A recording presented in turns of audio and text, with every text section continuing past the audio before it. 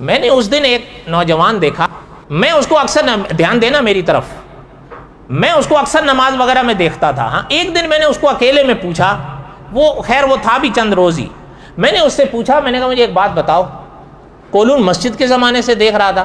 میں نے کہا یہ آپ کے ابو وغیرہ، خیر اس نے مجھے تعارف کرایا اور میں یہ بھی جانتا تھا. میں نے کہا میرا جہاں تک علم ہے آپ یہیں پیدا ہوئے ہو؟ کہ ہاں جی. آپ کے دیش کی پیدائش نہیں ہے وہ، نہ ہند کی پیدائش ہے.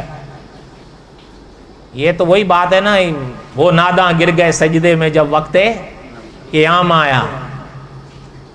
اچھا میں نے اس سے پوچھا، میں نے کہا مجھے ایک بات سچی بتانا، ریا کی بات نہیں.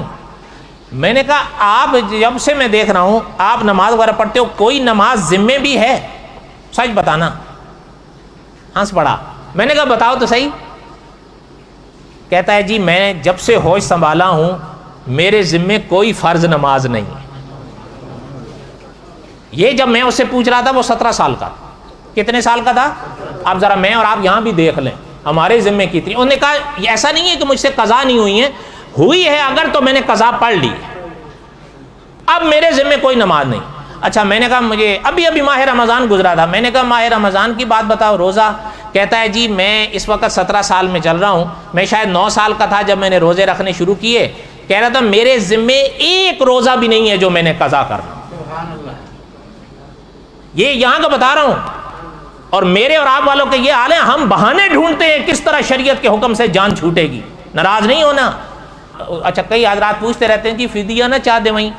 فدیہ میرے اور آپ کے لیے جائز نہیں ہے، وہ اس کے لیے ہوتا ہے کہ جس کے لیے اب آخری پردہ رہ جائے.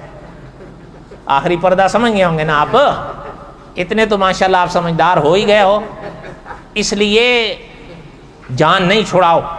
اور ایک اکابر نے ایک اور بات بھی لکھی ہے، سردی حدیث شریف ہے، آپ صلی اللہ علیہ وسلم نے فرمایا، جہاں تک مجھے یاد آ رہی ہے ترمذی شریف کی ہے، کہ آپ صلی اللہ علیہ وسلم نے فرمایا کہ سردیوں کا روزہ یہ مفت کا ثواب ہے.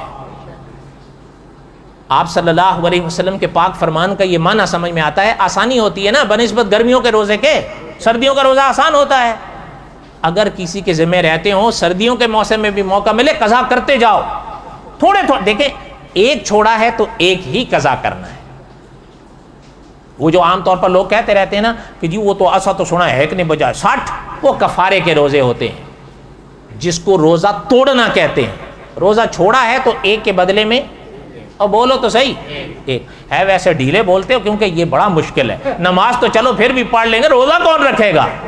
دیکھو نہ میں نے اور آپ نے سدا یہاں رہنا ہے نہ اوروں نے رہنا ہے، یہ بھی چلے جائیں گے آپ اور ہم بھی چلے جائیں گے. لیکن اللہ تعالیٰ ان کو ہدایت نصیب فرمائیں. میرا اور آپ کا تو عقیدہ ہے نا کہ بس مر جائیں گے تو مٹ جائیں گے یا وہاں آگے پیش ہوں گے، اور پھر اپنے جو کچھ ہم نے کیے ہیں ان کا صلہ بھی ہمیں ملے گا یا نہیں ملے گا؟